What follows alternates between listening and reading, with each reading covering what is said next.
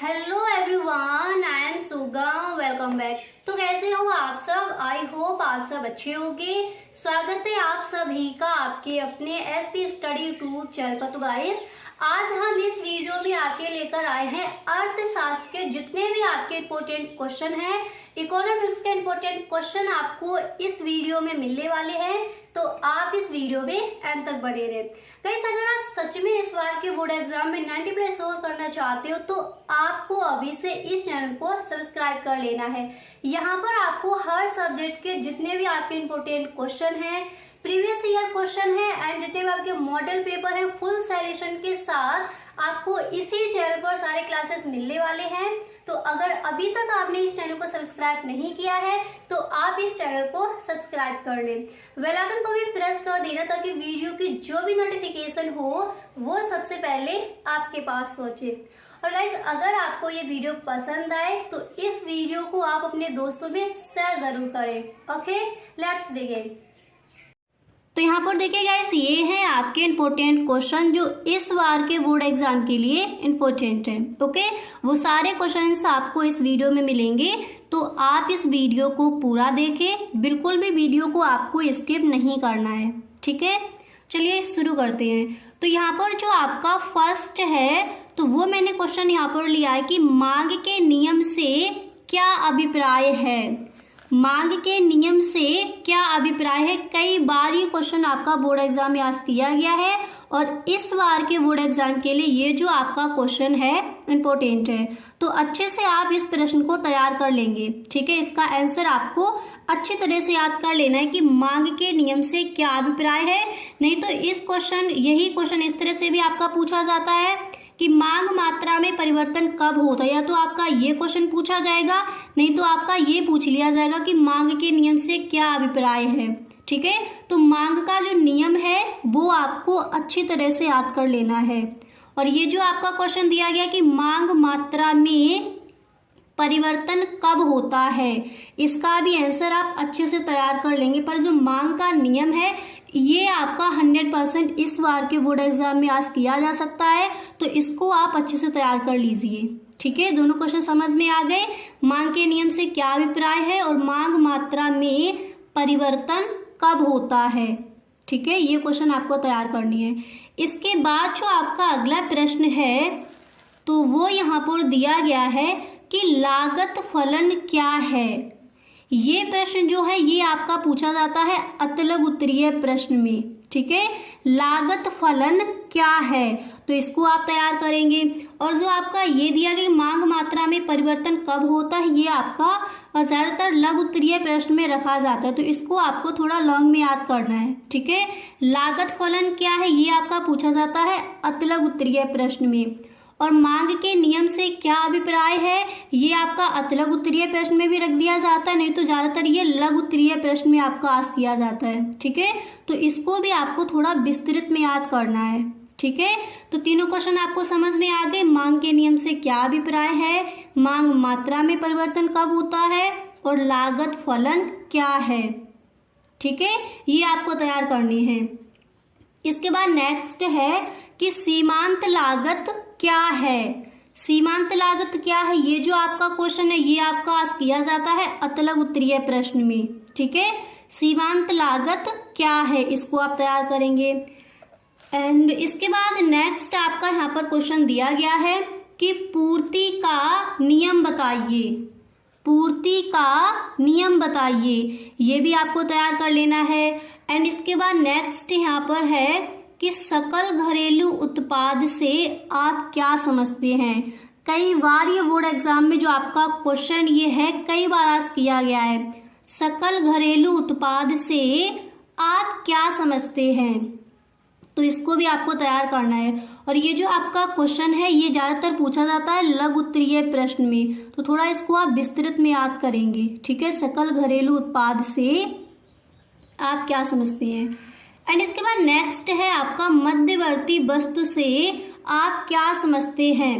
Very very most important question है, अच्छे से इसको आप तैयार करेंगे। मध्यवर्ती वस्तु से आप क्या समझते हैं, आप पेपर उठाकर देखना, कई बार ये क्वेश्चन रखा गया है, ठीक है। मध्यवर्ती वस्तु से आप क्या समझते हैं, ये आपका अतिलघु उत्तरीय प्रश्न, नहीं तो आपका लघु उत्तरीय प्रश्न में ये रखा जाएगा। ठीक है, मध्यवर्ती वस्तु से आप क्या समझते हैं। ज्यादातर ये क्वेश्चन आपका अतिलघु उत्तरीय प्रश्न में पूछा जाता है। ओके, तो इसको आप तैयार कर लेंगे। इसके बाद अगला प्रश्न है आपका कि राष्ट्रीय आय को व्यय विधि से कैसे मापा जाता है। ये क्वेश्चन आपका आज किया जाएगा लघु उत्तरीय प्रश्न में। ठीक है, तो इसको आपको थोड़ा लॉन्ग में याद कर लेना है। ठीक है, राष्ट्रीय आय को व्यय विधि से कैसे मापा जाता है, इसको आप तैयार करेंगे। एंड इसके बाद जो आपका अगला प्रश्न है तो वो यहाँ पर दिया गया है कि वस्तु विनिमय प्रणाली किसे कहते हैं। वस्तु विनिमय प्रणाली किसे कहते हैं, इसको आप तैयार करेंगे। हर क्वेश्चन को आप मेरे साथ लिखते चलिए। ठीक है, तो वस्तु विनिमय प्रणाली किसे कहते हैं ये आपको तैयार करना है। इसके बाद अगला प्रश्न यहाँ पर दिया गया है कि मुद्रा के 4 कार्य क्या हैं। और ये क्वेश्चन आपका इस तरह से भी पूछा जा सकता है कि मुद्रा से आप क्या समझते हैं, या फिर मुद्रा के 4 कार्य क्या है, ये आपसे आज किए जाएंगे। ये आपका अतिलघु उत्तरीय प्रश्न में रखा जाता है। और वस्तु विनिमय प्रणाली किसे कहते हैं, ये भी कई बार अतिलघु उत्तरीय प्रश्न में आज किया गया है, तो इसको भी आपको तैयार करना है। और इस प्रश्न को भी आपको, इसका आंसर आपको अच्छे से तैयार कर लेने हैं। और जो ये वाला है ये आपका पूछा जाएगा लघु उत्तरीय प्रश्न में, तो इसको आपको थोड़ा लॉन्ग में याद कर लेना है कि राष्ट्रीय आय को व्यय विधि से कैसे मापा जाता है। यहां तक समझ आ गया। इसके बाद अगला प्रश्न देखते हैं। तो नेक्स्ट है यहाँ पर कि भुगतान शेष, अगला प्रश्न यहाँ पर आपका दिया गया है कि भुगतान शेष खाते के चालू खाते और पूंजी खाते की 4 मदें बताइए। भुगतान शेष खाते के चालू खाते और पूंजी खाते की 4 मदें बताइए। ये भी क्वेश्चन आपका कई बार पूछा गया, आप पेपर उठाकर देखना। तो ये आपका किसमें पूछा जाता है, लघु उत्तरीय प्रश्न में। ठीक है, तो ये आपको लघु उत्तरीय प्रश्न की तरह अच्छे से तैयार कर लेना है, थोड़ा लॉन्ग में याद करना है कि भुगतान शेष खाते के चालू खाते और पूंजी खाते की 4 मदें बताइए। ये क्वेश्चन आपको तैयार करना है। एंड इसके बाद अगला प्रश्न यहाँ पर आपका है कि निजी आय से क्या अभिप्राय है। निजी आय तथा व्यक्तिगत आय में क्या अंतर है। अब ये जो आपका प्रश्न है ये आपका विस्तृत में भी पूछा जा सकता है और लघु उत्तरीय प्रश्न में भी पूछा जा सकता है। तो ये आपको थोड़ा बड़ा चढ़ाकर याद करना, थोड़ा लॉन्ग में। गाइस, अगर आपको ये वीडियो पसंद आया है तो आप इस वीडियो को एक लाइक जरूर कर दें, और यदि आपको वीडियो अच्छा लगा है तो एक बार सभी दोस्तों में इस वीडियो को शेयर जरूर करें। ओके, तो इसको आपको अच्छे से तैयार कर लेने के बाद दोबारा से देख लीजिए। प्रश्न है आपका कि निजी आय से क्या अभिप्राय है, निजी आय तथा व्यक्तिगत आय में क्या अंतर है। कई बार ये क्वेश्चन आपका आज किया गया, तो इसको आपको विस्तृत में याद कर लेना है। ठीक है, थोड़ा लॉन्ग में आप याद करेंगे क्योंकि कई बार ये विस्तृत उत्तरीय प्रश्न में ये क्वेश्चन आपका रखा गया है। ओके, अब इसके बाद नेक्स्ट है आपका कि प्रवाह को परिभाषित कीजिए। प्रवाह को परिभाषित कीजिए। ये क्वेश्चन आप मॉडल पेपर में भी देखेंगे, जितने भी आपके मॉडल पेपर है हर मॉडल पेपर ये क्वेश्चन आपका रखा जाता है, और कई बार बोर्ड एग्जाम में ये आज भी किया गया है। अतिलघु उत्तरीय प्रश्न में इसको पूछा जाता है कि प्रवाह को परिभाषित कीजिए। ओके, इसको आप तैयार करेंगे। एंड इसके बाद नेक्स्ट है यहाँ पर कि स्टॉक क्या है। ये आपके आज किए जाते हैं अतिलघु उत्तरीय प्रश्न में। ठीक है, स्टॉक क्या है, प्रवाह को परिभाषित कीजिए, बाजार का अर्थ लिखिए, बाजार की परिभाषा दीजिए, मांग के नियम से आप क्या समझते हैं, लागत फलन क्या है, सीमांत लागत क्या है। ये जो आपके क्वेश्चन हैं ये आपके आते हैं अतिलघु उत्तरीय प्रश्न में। ठीक है, तो जितने भी आपके छोटे छोटे क्वेश्चन हैं इनको आप अभी से तैयार करते चलिए। अगर आप सच में 90+ स्कोर करना चाहते हो इस बार, तो तैयारी भी आपको अपनी अभी से करनी होगी। ठीक है, तो समझ आ गया, प्रवाह को परिभाषित कीजिए, इसको आपको तैयार करना है। अतलग उत्तरीय प्रश्न में। एंड नेक्स्ट है स्टॉक क्या है। इसके बाद अगला प्रश्न है, वेरी वेरी मोस्ट इंपॉर्टेंट ये क्वेश्चन है आपका, कि समष्टि अर्थशास्त्र की परिभाषा दीजिए। समष्टि अर्थशास्त्र और व्यष्टि अर्थशास्त्र दोनों की जो परिभाषाएं हैं वो आपको याद कर लेनी है, और इनमें जो अंतर है उसको भी आपको याद कर लेना है। अगर आपका यही क्वेश्चन इस तरह से आज किया जाए कि समष्टि अर्थशास्त्र तथा व्यष्टि अर्थशास्त्र में क्या अंतर है, तो ये आपका आज किया जाएगा लघु उत्तरीय प्रश्न में।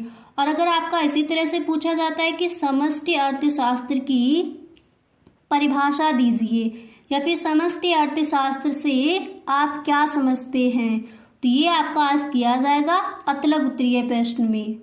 या फिर यहाँ पर समष्टि अर्थशास्त्र दिया गया, आपसे पूछ लिया जाए कि व्यष्टि अर्थशास्त्र की परिभाषा दीजिए, या फिर व्यष्टि अर्थशास्त्र से आप क्या समझते हैं। ठीक है, तो इसको आप अच्छे से तैयार कर लेंगे। समष्टि अर्थशास्त्र और व्यष्टि अर्थशास्त्र में अंतर भी याद कर लेंगे आप, क्योंकि वो आपका लघु उत्तरीय प्रश्न में क्वेश्चन आस्क किया जा सकता है। ठीक है, एंड इसके बाद अगला प्रश्न है आपका कि पूर्ण प्रतियोगिता की किन्हीं दो विशेषताओं की व्याख्या कीजिए। पूर्ण प्रतियोगिता की किन्हीं दो विशेषताओं की व्याख्या कीजिए। तो पूर्ण प्रतियोगिता क्या है, ये जो आपका क्वेश्चन है, अभी जो आपका एग्जाम हुआ था उसमें ये क्वेश्चन आपका आज किया गया था बोर्ड एग्जाम में, कि पूर्ण प्रतियोगिता क्या है। ठीक है, तो ये आपको इस तरह से भी याद कर लेना है कि पूर्ण प्रतियोगिता की जो विशेषताएं हैं उनको भी आपको देख लेना है। ओके, और ये आपका क्वेश्चन आज किया जाता है लघु उत्तरीय प्रश्न में। ठीक है, तो इसको आप तैयार करेंगे। एंड समष्टि अर्थशास्त्र की परिभाषा दीजिए, ये आपको तैयार करना है अतलग उत्तरीय प्रश्न में। और इसी तरह नेक्स्ट है यहाँ पर आपका कि एक फर्म कीमत निर्धारक कब होती है। एक फर्म कीमत निर्धारक कब होती है, ये आपका प्रश्न पूछा जाता है लघु उत्तरीय प्रश्न में। ठीक है, तो उसी तरह से इसको आपको तैयार करना है। एक फर्म कीमत निर्धारक कब होती है, इसको आप तैयार करेंगे। इसके बाद नेक्स्ट है कि आगम को परिभाषित कीजिए, ये आपका पूछा जाएगा अतलग उत्तरीय प्रश्न में। आगम को परिभाषित कीजिए। क्लियर, इसको आप तैयार करेंगे। और इसी तरह इसके बाद नेक्स्ट है यहाँ पर, ये आपका बहुत बहुत इंपॉर्टेंट क्वेश्चन है, वेरी मोस्ट इंपॉर्टेंट क्वेश्चन है, इसको आप अच्छे से तैयार करेंगे कि कुल आगम, औसत आगम और सीमांत आगम से क्या तात्पर्य है। ये क्वेश्चन आपका आज किया जाता है विस्तृत उत्तरीय प्रश्न में।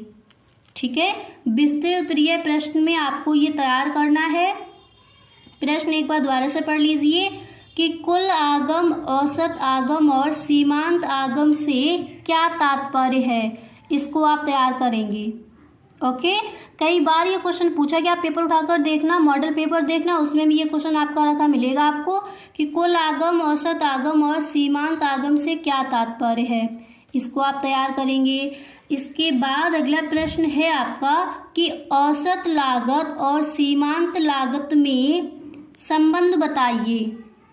औसत लागत और सीमांत लागत में संबंध बताइए, ये क्वेश्चन आपका आज किया जाएगा लघु उत्तरीय प्रश्न में। और अगर आपसे इस तरह से पूछ लिया जाए कि औसत लागत क्या है, सीमांत लागत क्या है, तो ये आपका क्वेश्चन आज किया जाएगा अतलग उत्तरीय प्रश्न में। अगर इस तरह से पूछा जाए कि औसत लागत और सीमांत लागत में संबंध क्या है, संबंध बताइए, तब ये क्वेश्चन आपका आज किया जाएगा लघु उत्तरीय प्रश्न में। तो इसको भी आप थोड़ा लॉन्ग में याद करेंगे। ठीक है, इसके बाद अगला प्रश्न है आपका कि गिफिन विरोधाभास को संक्षेप में समझाइए।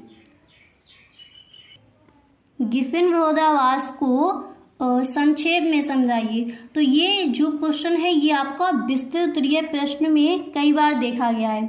ठीक है, तो इसको आप लॉन्ग में याद करेंगे। गिफिन विरोधाभास को संक्षेप में समझाइए, ये आपको विस्तृत उत्तरीय प्रश्न में तैयार कर लेना है। एंड इसके बाद आपका अगला प्रश्न यहाँ पर दिया गया कि पूरक वस्तुएं किसे कहते हैं, उदाहरण सहित समझाइए।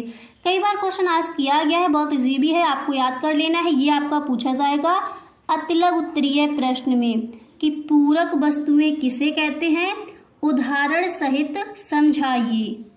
किस में पूछा जाएगा? अतलग उत्तरीय प्रश्न में पूछा जाएगा। अच्छे से आप इस प्रश्न को तैयार कर लेंगे। तो आज हमने देखे कुछ इकोनॉमिक्स के इंपॉर्टेंट क्वेश्चंस। तो आई होप आपको वीडियो अच्छा लगा होगा। गाइस अगर सच में आपको वीडियो पसंद आया है, अगर आपको सच में ये वीडियो पसंद आया है तो आप इस वीडियो को एक लाइक ज़रूर कर दें। तो पहला यहाँ पर आपका दिया गया है कि विलासिता की वस्तुओं की मांग की कीमत लोच होती है। तो कैसी होती है?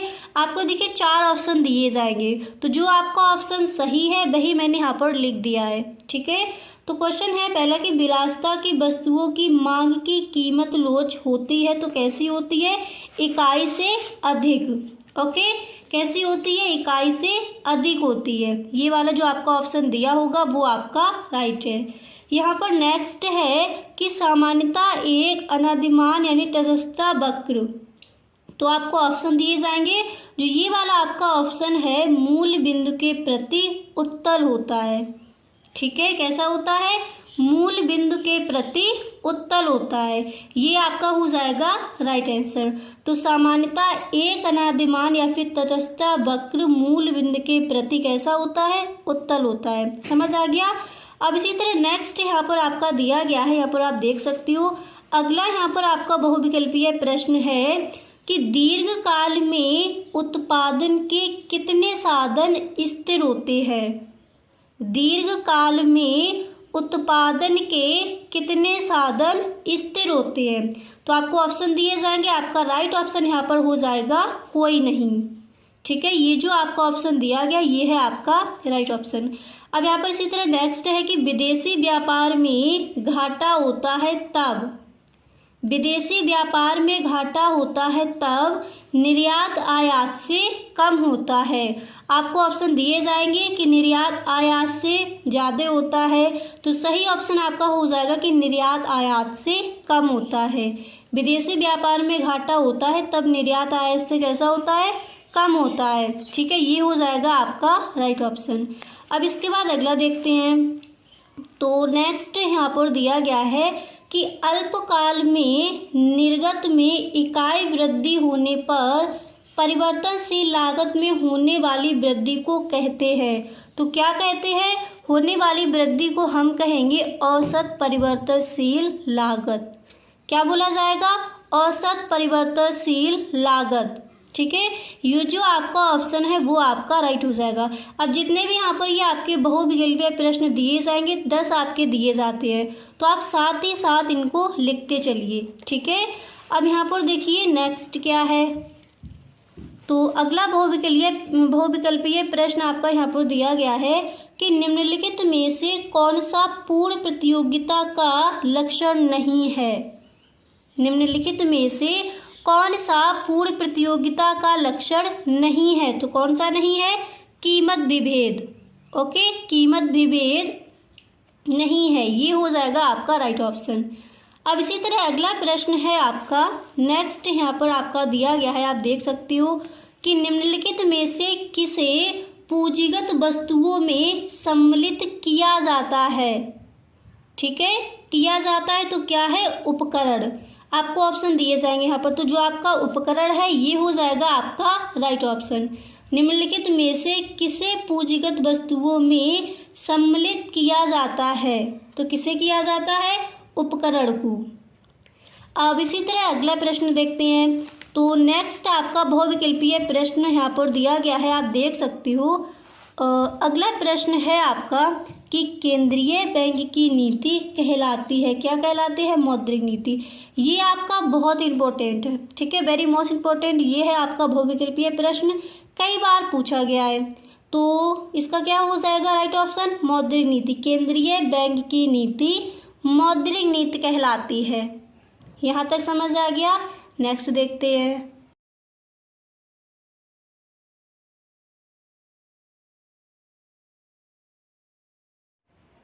इसके बाद नेक्स्ट देखिए आपका यहाँ पर दिया गया है कि आय में इकाई वृद्धि होने पर उपभोग में होने वाली वृद्धि को कहते हैं।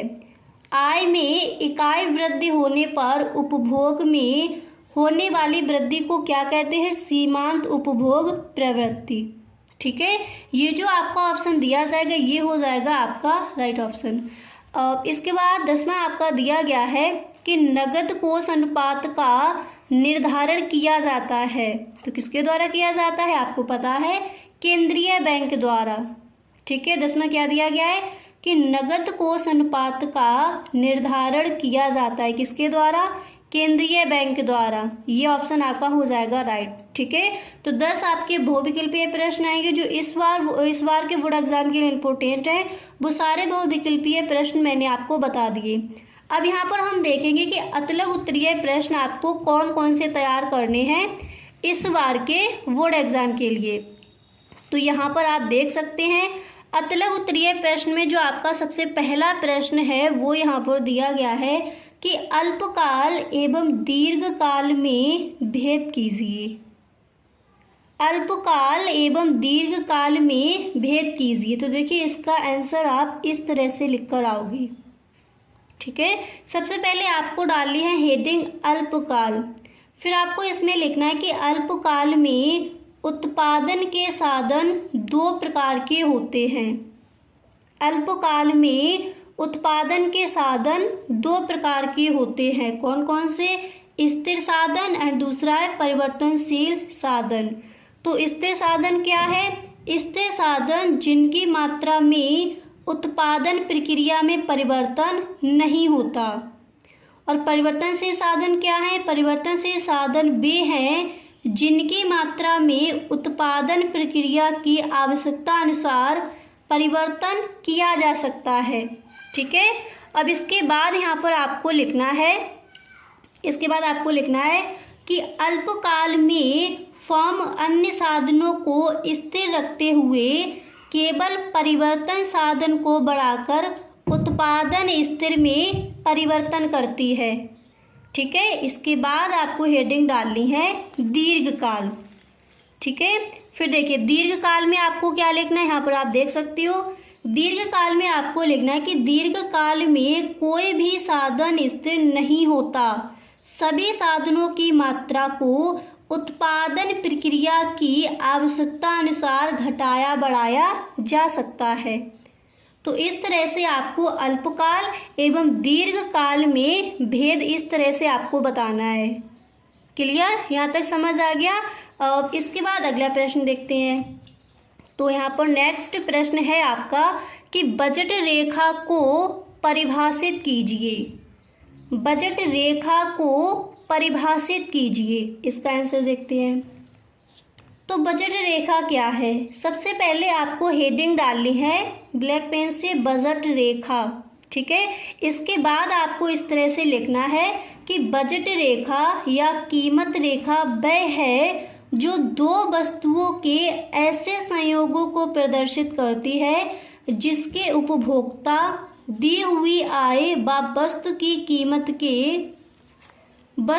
कीमत के साथ खरीदता है, बजट रेखा या कीमत रेखा कहलाती है। ठीक है, अगर आपसे इस तरह से क्वेश्चन आस्क किया जाए कि कीमत रेखा क्या है तब भी आपको यही लिखना है, और अगर आपका प्रश्न इसी तरह से पूछा जाए कि बजट रेखा को परिभाषित कीजिए या फिर बजट रेखा से आप क्या समझते हैं, ठीक है, तो इसी तरह से आपको आंसर लिखकर आना है। ठीक है, एक बार दोबारा से देख लीजिए, बजट रेखा या कीमत रेखा वह है जो 2 वस्तुओं के ऐसे संयोगों को प्रदर्शित करती है जिसके उपभोक्ता दी हुई आय व वस्तु की कीमत के साथ खरीदता है, बजट रेखा या कीमत रेखा कहलाती है। ओके, इस तरह से आप इस प्रश्न का आंसर लिखकर आओगे। अब इसके बाद यहाँ पर जो आपका नेक्स्ट है वो आपका यहाँ पर दिया गया है कि व्यष्टि अर्थशास्त्र क्या है। ठीक है, कई बार ये आपका क्वेश्चन आस्क किया गया। तो व्यष्टि अर्थशास्त्र और समष्टि अर्थशास्त्र की परिभाषा एंड इसमें जो इसके अंतर है वो आपको अच्छे से तैयार कर लेनी है। ठीक है, तो व्यष्टि अर्थशास्त्र क्या है इसको समझिए। तो इस तरह से आपका प्रश्न आस्क किया जाएगा, व्यष्टि अर्थशास्त्र क्या है या फिर व्यष्टि अर्थशास्त्र की परिभाषा दीजिए। तो इस तरह से आप लिखोगे कि व्यष्टि अर्थशास्त्र में व्यवस्था की विशिष्ट आर्थिक इकाइयों का अध्ययन किया जाता है। व्यष्टि अर्थशास्त्र में क्या किया जाता है? विशिष्ट आर्थिक इकाइयों का अध्ययन किया जाता है, जैसे वस्तु अथवा साधन का मूल्य निर्धारण। तो वो हमारा हो जाएगा व्यष्टि अर्थशास्त्र। ठीक है, इसके बाद अगला प्रश्न देखते हैं। तो यहाँ पर जो आपका नेक्स्ट क्वेश्चन है वो है कि उत्पादन की स्थिर लागत से क्या तात्पर्य होता है? उत्पादन की स्थिर लागत से क्या तात्पर्य होता है, इसका आंसर देखिए। तो स्थिर लागत वह लागत है जिसकी कुल राशि अल्पकाल में उत्पादन की मात्रा में परिवर्तन होने पर पूर्णतः अपरिवर्तित रहती है। क्या दिया गया है? स्थिर लागत वह लागत है जिसकी कुल राशि अल्पकाल में उत्पादन की मात्रा में परिवर्तन होने पर पूर्णतः अपरिवर्तित रहती है, उत्पादन की स्थिर लागत कहलाती है। क्लियर? इस तरह से आप इस प्रश्न का आंसर लिखकर आएंगे। अब इसके बाद एक प्रश्न और देखते हैं। तो नेक्स्ट है यहाँ पर आपका कि पूर्ण प्रतियोगिता की कोई 3 विशेषताएं लिखिए।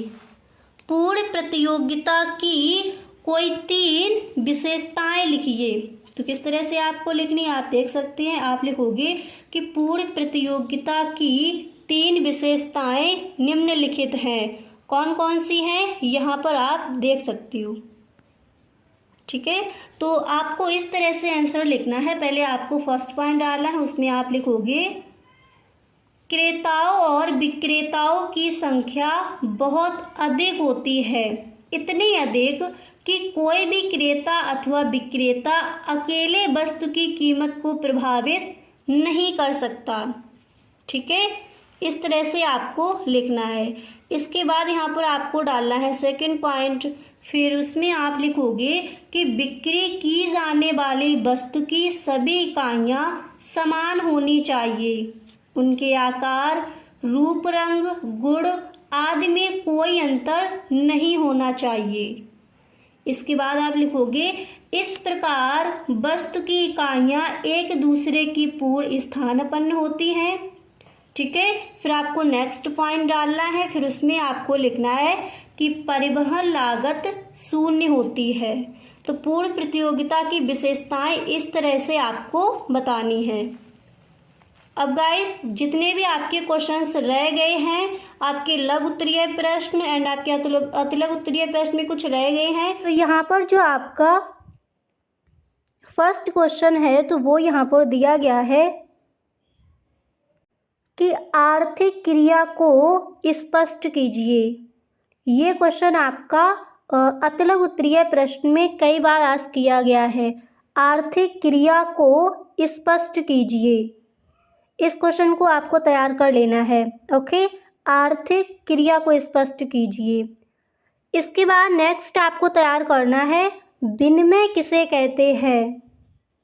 विनिमय किसे कहते हैं, ये प्रश्न आपका लघु उत्तरीय प्रश्न में भी पूछा जा सकता है और अतिलघु उत्तरीय प्रश्न में ज़्यादातर ये क्वेश्चन आस्क किया जाता है बोर्ड एग्जाम में। विनिमय किसे कहते हैं और आर्थिक क्रिया को स्पष्ट कीजिए, इस तरह से क्वेश्चन आते हैं। ठीक है, इसके बाद नेक्स्ट आपको तैयार करना है कि उत्पादन क्या है। उत्पादन क्या है, ओके, ये आपको तैयार कर लेना है। इसके बाद अगला प्रश्न देखते हैं।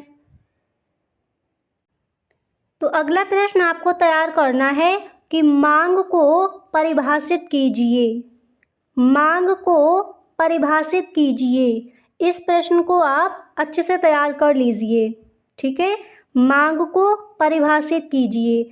इसके साथ साथ आपको एक क्वेश्चन और तैयार कर लेना है कि मांग के नियम की विवेचना कीजिए। मांग फलन क्या है, इसको आप तैयार करेंगे। एंड नेक्स्ट आपको तैयार कर लेना है मांग के नियम की विवेचना कीजिए। इस तरह से आपसे घुमाकर क्वेश्चन आस्क किया जाएगा। ठीक है, तो मांग का नियम आपको अच्छे से याद कर लेना है एंड मांग फलन क्या है इसको भी आप अच्छे से देख लेंगे। ठीक है, अब इसके बाद नेक्स्ट देखते हैं। अब यहाँ पर नेक्स्ट प्रश्न है आपका कि संतुलन मात्रा से क्या अर्थ है। संतुलन मात्रा से क्या अर्थ है, इसको आप तैयार करेंगे। इसके बाद नेक्स्ट है आपका कि बाजार संतुलन का अर्थ बताइए। ये प्रश्न भी आपका कई बार पूछा गया है। ओके, बाजार संतुलन का अर्थ बताइए, इसको भी आपको तैयार करना है। इसके बाद नेक्स्ट है आपका कि पूर्ण प्रतियोगिता में कीमत कौन निर्धारित करता है। कई बार ये क्वेश्चन आपका आज किया गया है। ठीक है, पूर्ण प्रतियोगिता में कीमत कौन निर्धारित करता है, ये आपको तैयार कर लेना है। एंड इसके बाद नेक्स्ट है आपका बाजार में किसी वस्तु के लिए अधिपूर्ति का अर्थ बताइए। बाजार में किसी वस्तु के लिए अधिपूर्ति का अर्थ बताइए, इसको भी आपको तैयार कर लेना है। ओके, यहाँ तक समझ आ गए। अब इसके बाद नेक्स्ट क्वेश्चन देखते हैं। इसके बाद अगला प्रश्न है आपका कि राजकोषीय घाटे का क्या महत्व है। राजकोषीय घाटे का क्या महत्व है, इस प्रश्न को आप तैयार करेंगे। एंड इसके साथ आपको तैयार कर लेना है कि राजस्व घाटे से क्या अभिप्राय है। ओके, राजकोषीय घाटे का क्या महत्व है। एंड इसके बाद आपको तैयार करना है कि राजस्व घाटे से क्या अभिप्राय है, ये प्रश्न आपको तैयार कर लेना है। इसी तरह नेक्स्ट आपको तैयार करना है कि सरकार द्वारा प्राप्त कर पूंजीगत प्राप्तियां क्यों नहीं है। सरकार द्वारा प्राप्त कर पूंजीगत प्राप्तियां क्यों नहीं है, ये क्वेश्चन भी एक दो बार पूछा गया, तो इसको भी आप तैयार कर लेंगे। एंड इसके बाद नेक्स्ट आपको तैयार करना है कि सरकारी बजट के किन्हीं दो उद्देश्यों को समझाइए। सरकारी बजट के किन्हीं दो उद्देश्यों को समझाइए, ये प्रश्न भी आपको तैयार कर लेना है। इसके साथ ही आपको ये भी तैयार कर लेना है कि राजस्व व्यय तथा पूंजीगत व्यय से क्या अभिप्राय है। प्रत्येक का एक उदाहरण दीजिए। इस तरह से आपसे क्वेश्चन आज किया जाएगा। ओके, प्रश्न क्या है एक बार दोबारा से पढ़ लीजिए। प्रश्न आपका यहाँ पर दिया गया है कि राजस्व व्यय तथा पूंजीगत व्यय से क्या अभिप्राय है, प्रत्येक का एक उदाहरण दीजिए। इसको आप तैयार करेंगे। अब इसके बाद अगला प्रश्न देखते हैं। इसके बाद नेक्स्ट आपको तैयार करना है कि विनिमय दर क्या है, इसका निर्धारण कैसे होता है। विनिमय दर क्या है, इसका निर्धारण कैसे होता है, ये आपको तैयार कर लेना है। इस बार के बोर्ड एग्ज़ाम के लिए जितने भी क्वेश्चन इंपॉर्टेंट हैं वो सारे क्वेश्चंस आपको यहाँ पर मिलने वाले हैं। तो गाइस, अगर आपको वीडियो पसंद आ रहा है तो आप इस वीडियो को एक लाइक ज़रूर कर दें। ओके, तो क्वेश्चन आपको समझ आ गया कि विनिमय दर क्या है, इसका निर्धारण कैसे होता है। इस प्रश्न को आपको अच्छे से तैयार कर लेना है। ठीक है, एंड इसके साथ आपको तैयार करना है कि स्थिर विनिमय दर की व्याख्या करें। स्थिर विनिमय दर की व्याख्या कीजिए। इस तरह से आपसे क्वेश्चन आज किया जाएगा, तो इस प्रश्न को भी आपको अच्छे से तैयार कर लेना है कि बजट क्या है। बजट क्या है, ये प्रश्न आपको तैयार कर लेना है अतलग उत्तरीय प्रश्न में। ओके, बजट क्या है। इसके बाद नेक्स्ट आपको तैयार करना है कि मितव्ययिता का विरोधाभास क्या है। अब ये जो आपका क्वेश्चन है ये लघु उत्तरीय प्रश्न में भी पूछा जा सकता है और अतिलघु उत्तरीय प्रश्न में भी, तो इसको आप थोड़ा लॉन्ग में याद करेंगे। ओके, मितव्ययिता का विरोधाभास क्या है। और फर्स्ट क्या है आपका, फर्स्ट यहाँ पर दिया गया कि बजट क्या है, या फिर यही क्वेश्चन आपसे इस तरह से पूछा जाएगा कि बजट की परिभाषा दीजिए। इसके बाद नेक्स्ट है कि मांग की लोच क्या है। मांग की लोच क्या है, ये क्वेश्चन आपको तैयार कर लेना है। ये सारे आपके अतलग उत्तरीय प्रश्न हैं। ओके, इसके बाद आपको तैयार करना है कि केंद्रीय बैंक को अंतिम ऋणदाता क्यों कहा जाता है।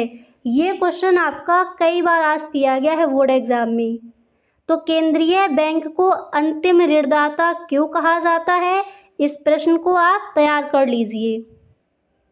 ओके, और गाइस अगर आप सच में इस बार 90+ स्कोर करना चाहते हो तो आज से ही आपको इस चैनल को सब्सक्राइब कर लेना है। इसी तरह से ऑल सब्जेक्ट के जो भी आपके इंपॉर्टेंट क्वेश्चन है, प्रीवियस ईयर पेपर हैं, उन सारे पेपर्स का आपको सॉल्यूशन इसी चैनल पर मिलेगा। तो अगर अभी तक आपने चैनल को सब्सक्राइब नहीं किया है तो इस चैनल को आप सब्सक्राइब कर लें। ओके,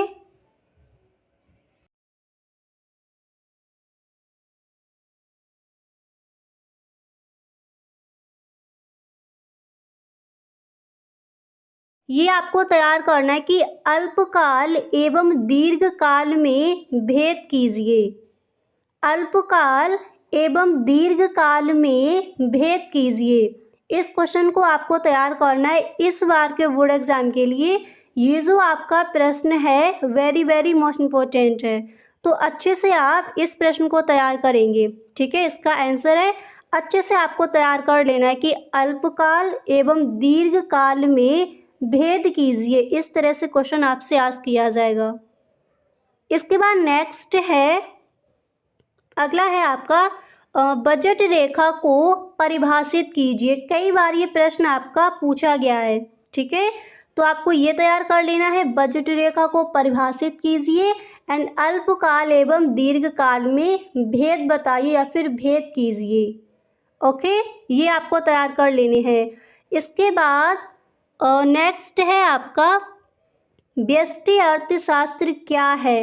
देखिए, व्यष्टि अर्थशास्त्र और समष्टि अर्थशास्त्र दोनों की अच्छे से आपको परिभाषा याद कर लेनी है। ओके, अतलग उत्तरीय प्रश्न में ये प्रश्न आपका हर बार आस्क किया जाता है।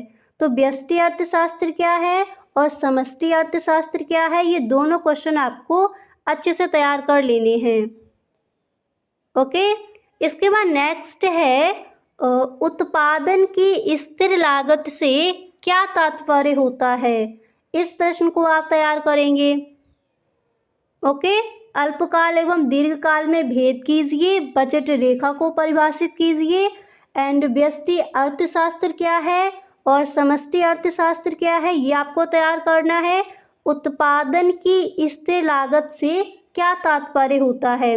अब देखिए, ये जो आपका प्रश्न है कि उत्पादन की स्थिर लागत से क्या तात्पर्य होता है, ये प्रश्न आपका लघु उत्तरीय प्रश्न में भी पूछा जा सकता है और अतिलघु उत्तरीय प्रश्न में भी पूछा जा सकता है। तो अच्छे से आप इस प्रश्न को तैयार कर लीजिए।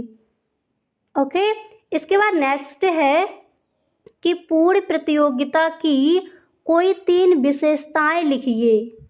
पूर्ण प्रतियोगिता की कोई 3 विशेषताएं आपको बतानी है। इसके बाद नेक्स्ट है, अगला प्रश्न है आपका कि औसत भौतिक उत्पाद से क्या आशय है। औसत भौतिक उत्पाद से क्या आशय है, इसको आप तैयार करेंगे। एंड इसके बाद नेक्स्ट है आपका प्रश्न, आपको तैयार करना है कि बाजार का अर्थ लिखिए। ये प्रश्न आपका कई बार पूछा गया है।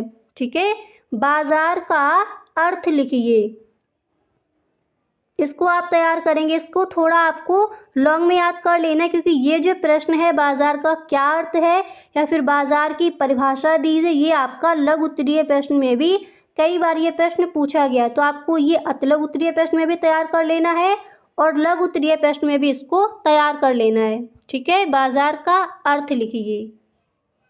इसके बाद आपको तैयार करना है भुगतान से संतुलन से क्या तात्पर्य होता है। ओके, ये आपको अतिलघु उत्तरीय प्रश्न तैयार कर लेने हैं। ठीक है, तो पहला आपका प्रश्न था कि अल्पकाल एवं दीर्घकाल में भेद कीजिए। दूसरा प्रश्न था आपका बजट रेखा को परिभाषित कीजिए। इसके बाद नेक्स्ट है व्यष्टि अर्थशास्त्र क्या है, या फिर व्यष्टि अर्थशास्त्र से आप क्या समझते हैं, व्यष्टि अर्थशास्त्र की परिभाषा दीजिए। इस तरह से आपसे क्वेश्चन आस्क किया जाएगा। इसके बाद नेक्स्ट था आपका उत्पादन की स्थिर लागत से क्या तात्पर्य होता है, ये आपको तैयार करना है। और पूर्ण प्रतियोगिता की कोई 3 विशेषताएं लिखिए, इसको आप तैयार करेंगे। इसके बाद नेक्स्ट था आपका औसत भौतिक उत्पाद से क्या आशय है, बाजार का अर्थ लिखिए, ये प्रश्न तैयार कर लेना है। एंड इसके बाद नेक्स्ट है आपका भुगतान शेष संतुलन से क्या तात्पर्य होता है। क्लियर, ये प्रश्न आपको अतलग उत्तरीय प्रश्न में तैयार कर लेने हैं इस बार के बोर्ड एग्जाम के लिए। अब यहाँ पर हम देखेंगे कि लघु उत्तरीय प्रश्न कौन कौन से आपको इस बार के बोर्ड एग्जाम के लिए तैयार करनी है। तो यहाँ पर पहला प्रश्न मैंने लिया है, ये आप तैयार कीजिए कि उपयुक्त रेखा चित्र द्वारा औसत लागत और सीमांत लागत के संबंध को प्रदर्शित कीजिए। ओके, उपर्युक्त रेखा चित्र द्वारा औसत लागत और सीमांत लागत के संबंध को प्रदर्शित कीजिए, ये आपको प्रश्न तैयार कर लेना है। इसके बाद नेक्स्ट है कि लागत फलन की संकल्पना क्या है, ये आपका वेरी मोस्ट इम्पोर्टेंट क्वेश्चन है। ठीक है, लागत फलन की संकल्पना क्या है, इसको आप तैयार करेंगे।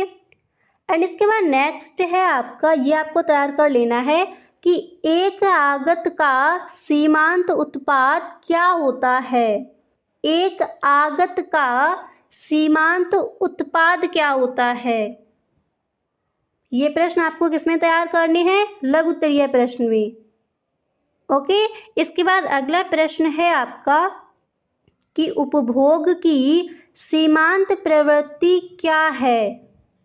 उपभोग की सीमांत प्रवृत्ति क्या है, इस प्रश्न को भी आपको तैयार करना है लघु उत्तरीय प्रश्न में। ओके गाइस, अगर आपको ये वीडियो पसंद आया है तो आप इस वीडियो को एक लाइक जरूर कर दें, और यदि आप इस चैनल पर पहली बार आए हो तो इस चैनल को सब्सक्राइब कर लेना, बेल आइकन को भी प्रेस कर देना ताकि वीडियो की जो भी नोटिफिकेशन हो वो सबसे पहले आपके पास पहुंचे। अब इसके बाद जो आपका नेक्स्ट प्रश्न है तो वो है, यहाँ पर आपको ये तैयार कर लेना है कि मौद्रिक प्रवाह क्या है। मौद्रिक प्रवाह क्या है, इसको आप तैयार करेंगे लघु उत्तरीय प्रश्न में।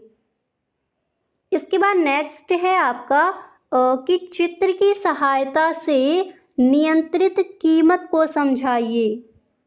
चित्र की सहायता से नियंत्रित कीमत को समझाइए, ये वाला भी प्रश्न आपको तैयार कर लेना है लघु उत्तरीय प्रश्न में। एक बार दोबारा से देख लीजिए, पहला प्रश्न आपका ये था कि उपर्युक्त रेखा चित्र द्वारा औसत लागत और सीमांत लागत के संबंध को प्रदर्शित कीजिए। इसके बाद नेक्स्ट था कि लागत फलन की संकल्पना क्या है। इसके बाद अगला क्वेश्चन था आपका एक आगत का सीमांत उत्पाद क्या होता है, ये आपको तैयार करना है। एंड नेक्स्ट है आपका उपभोग की सीमांत प्रवृत्ति क्या है। इसके बाद मौद्रिक प्रवाह क्या है। एंड नेक्स्ट है आपका कि चित्र की सहायता से नियंत्रित कीमत को समझाइए। ये प्रश्न आपको तैयार करने हैं लघु उत्तरीय प्रश्न में। क्लियर, अब हम यहाँ पर देखेंगे कि विस्तृत उत्तरीय प्रश्न में आपको कौन कौन से ऐसे क्वेश्चन हैं जो आपको इस बार के बोर्ड एग्जाम के लिए तैयार करने हैं। ओके, तो यहाँ पर जो आपका पहला प्रश्न है वो है कि समग्र मांग का अर्थ एवं इसके अवयवों को संक्षेप में समझाइए। अब ये आपका जो समग्र मांग दिया गया है, क्वेश्चन आपका इस तरह से आस्क किया जाता है कि समग्र मांग से आप क्या समझते हैं। ये प्रश्न आपका इस तरह से लघु उत्तरीय प्रश्न में आस्क किया जाएगा, तो इसको आपको अच्छे से तैयार कर लेना है। अगर आपका लघु उत्तरीय प्रश्न में पूछा जाए तब भी इसको आप अच्छे से लिख पाओ। तो विस्तृत में आपको इसको तैयार कर लेना है कि समग्र मांग का अर्थ एवं इसके अवयव कौन कौन से हैं। ओके, ये प्रश्न आपको तैयार करना है। इसके बाद नेक्स्ट आपको तैयार कर लेना है कि चालू खाता तथा पूंजी खाता क्या होता है, विवेचना कीजिए। चालू खाता तथा पूंजी खाता क्या होता है, विवेचना कीजिए। ये आपको तैयार करने हैं विस्तृत उत्तरीय प्रश्न में कि समग्र मांग का अर्थ एवं इसके अवयवों को समझाइए। चालू खाता तथा पूंजी खाता क्या होता है, विवेचना कीजिए। ये आपको तैयार करना है। एंड इसके बाद नेक्स्ट प्रश्न है आपका कि राष्ट्रीय आय मापने की उत्पादन गणना विधि या व्यय को समझाइए। ये प्रश्न आपका वेरी मोस्ट इम्पोर्टेंट क्वेश्चन है, इसको अच्छे से आप तैयार कर लीजिए। राष्ट्रीय आय मापने की उत्पादन गणना विधि या व्यय विधि को समझाइए। ये प्रश्न आपका हर बार बोर्ड एग्जाम में आज किया जाता है, तो इसको आप अच्छे से तैयार कर लेंगे। एक विधि आपकी लिखने के लिए आती है, ठीक है। तो राष्ट्रीय आय मापने की उत्पादन गणना विधि या व्यय विधि को समझाइए, ये क्वेश्चन आपको तैयार करना है। एंड इसके बाद नेक्स्ट है कि समष्टि अर्थशास्त्र क्या है, इसकी विषय वस्तु की विवेचना कीजिए। इस तरह से आपका याद किया जाएगा विस्तृत उत्तरीय प्रश्न में। अगर यही प्रश्न आपका लघु उत्तरीय प्रश्न में रखा जाए तो वो इस तरह से पूछा जाएगा कि समष्टि अर्थशास्त्र तथा व्यष्टि अर्थशास्त्र क्या है, या फिर समष्टि अर्थशास्त्र तथा व्यष्टि अर्थशास्त्र से आप क्या समझते हैं। नहीं तो इसी प्रश्न को आपको इस तरह से पूछा जाए कि समष्टि अर्थशास्त्र तथा व्यष्टि अर्थशास्त्र की परिभाषा दीजिए, और इसको आपको विस्तृत में तैयार कर लेना है कि समष्टि अर्थशास्त्र क्या है, इसकी विषय वस्तु की विवेचना कीजिए। इस तरह से इसको आप विस्तृत में तैयार कर लेंगे, ठीक है। और अगर ये प्रश्न आपका अतिलघु उत्तरीय प्रश्न में आज किया जाए तो वो आपका इस तरह से किया जाएगा कि समष्टि अर्थशास्त्र क्या है, या फिर समष्टि अर्थशास्त्र की परिभाषा दीजिए। इसके बाद अगला प्रश्न है वो आपको तैयार करना है कि सार्वजनिक वस्तुएं सरकार के द्वारा ही प्रदान की जानी चाहिए, व्याख्या कीजिए। इस तरह से ये आपका विस्तृत उत्तरीय प्रश्न में आज किया जाएगा कि सार्वजनिक वस्तुएं सरकार के द्वारा ही प्रदान की जानी चाहिए, इस पर व्याख्या कीजिए।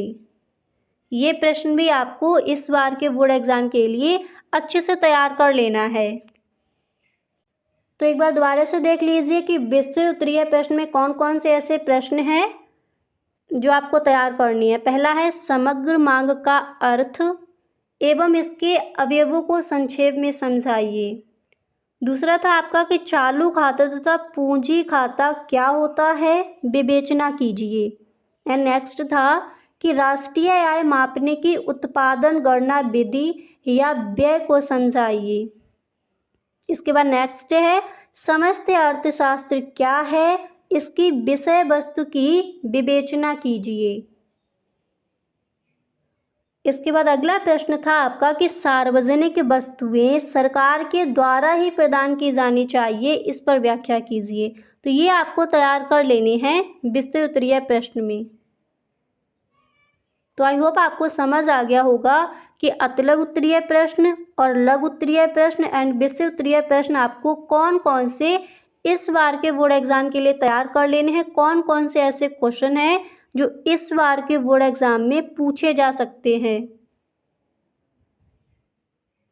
ओके, वो सारे क्वेश्चन मैंने यहाँ पर आपको बता दिए। तो अगर आपको सच में वीडियो पसंद आया है तो आप इस वीडियो को एक लाइक ज़रूर कर दें, और यदि आप इस चैनल पर पहली बार आए हो तो चैनल को सब्सक्राइब कर लेना, बेल आइकन को भी प्रेस कर देना ताकि वीडियो की जो भी नोटिफिकेशन हो वो सबसे पहले आपके पास पहुँचे। वीडियो अच्छा लगा करें तो एक बार सभी दोस्तों में वीडियो को शेयर ज़रूर किया करें।